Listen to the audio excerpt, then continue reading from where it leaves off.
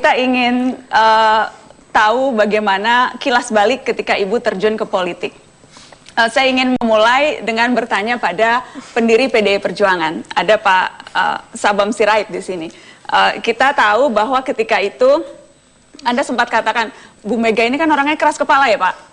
Saya ingat Pak Sabam sempat bilang, tetapi kemudian kenapa bisa luluh? Akhirnya mau terjun ke politik setelah... Saya pernah bilang dalam sebuah pertemuan bahwa Mega itu keras kepala. Waktu mau pulang, dia bilang sama saya, Mega bilang, kalau nggak keras kepala bagaimana mengurus PDI kayak ginian. Apa yang dikatakan Pak Sabam sehingga Megawati ketika itu akhirnya luluh dan mau ikut terjun ke politik?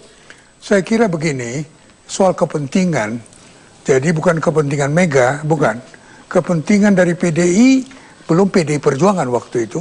PDI Perjuangan yang membentuk Mega, PDI saya yang, kalau Mega, PDI Perjuangan Mega.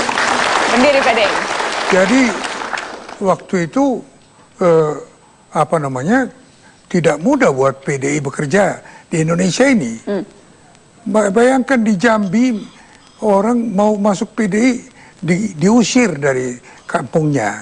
Di Jogja juga begitu, hampir di seluruh Indonesia.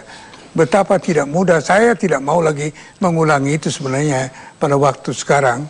Penderitaan apa yang dialami PDI 30 tahun untuk menghadapi, tapi kami tidak mau, tetap kami ingin negeri ini, negeri kami, tanah air kami. Jadi membujuk Bu Meganya lewat cara apa waktu itu? Begini, saya pikir kami tidak bisa melawan keadaan yang demikian tanpa seorang pemimpin yang dugaan kami akan membantu PDI mengatasi keadaan PDI melawan ke rezim pada waktu itu.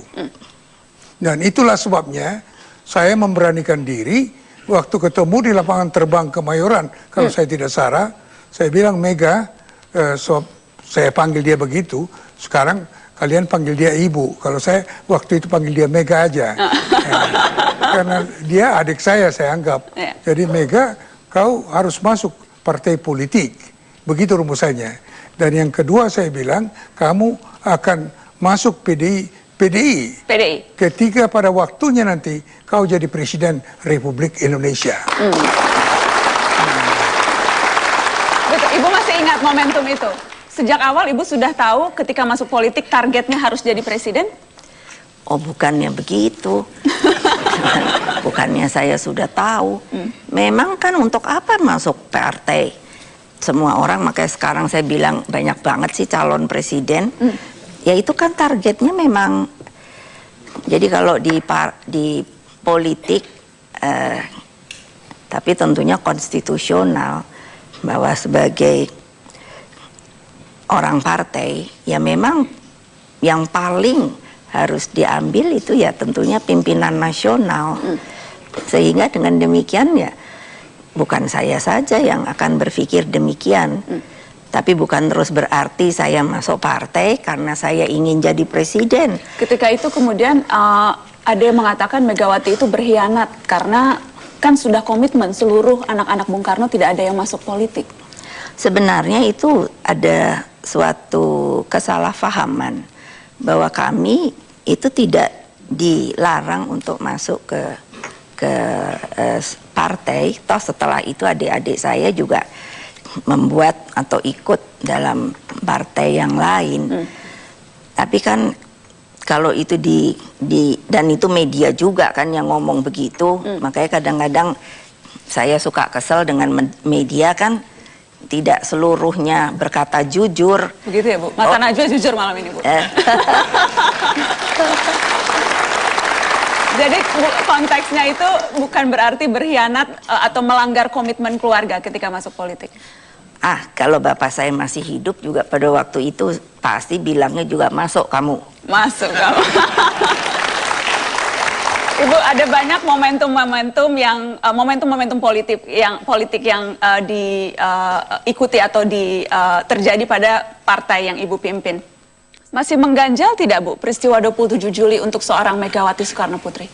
Ya tentu saja, karena yang sangat saya rasakan sampai hari ini juga masih suka kalau iseng berpikir, mengingat-ingat mengapa sampai di sebuah negara yang merdeka, yang namanya aparat, tentunya pada waktu itu yang kita lihat dari TNI maupun polisi sampai harus diterjunkan. Nah, terbayangkan tidak, kita ini sebagai sebuah republik itu sudah mengalami duka itu banyak sekali. Jadi tiba-tiba kok bisa sampai terjadi ada sebuah peristiwa yang terkenal dengan nama 27 Juli tahun 96 itu. Nah, 27 Juli itu kan sebenarnya menurut saya dapat terselesaikan. Katakan, saya malah pernah bicara dengan senior dari militer.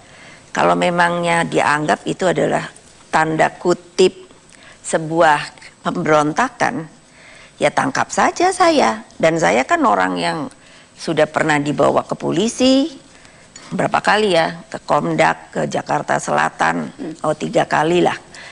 Lalu ke gedung Bundar itu, Kejaksaan, kan katanya dulu, wah jangan sampai dibawa ke gedung Bundar, serem gitu kan. Kok nggak taunya saya sendiri dibawa ke situ. Saya pikir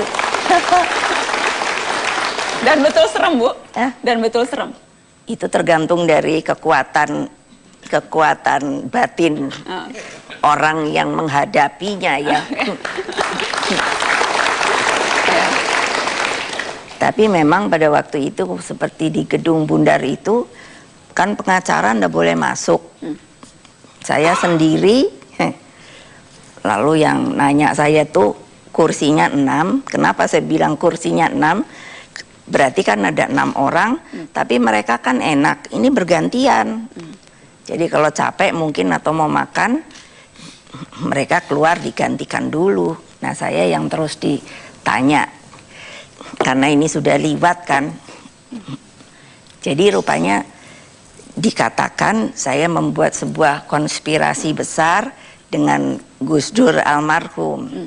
Mungkin pernah lah, saya tidak tahu di kalangan politik ini pernah dengar ada naga merah, naga hijau begitu. Jadi saya sendiri kan baru dengar. Jadi malah saya bilang sama yang mereka memeriksa saya, wow keren sekali saya ya. Berarti saya naga merahnya. Saya bilang juga dengan Gus Dur, Mas tahu ndak kalau saya panggil beliau kan Mas, opo Mbak, selalu jawabnya Jawa. Udah pernah dengar belum naga merah, naga hijau? Opo iku gitu.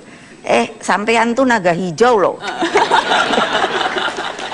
Ya Gus Dur malah ketawa-ketawa kan. Sejak kapan Indonesia ada naga? Ya sudahlah, kita ya cuman ketawa-ketawa. Tapi ya itulah pengalaman di mana pengacara tidak boleh masuk.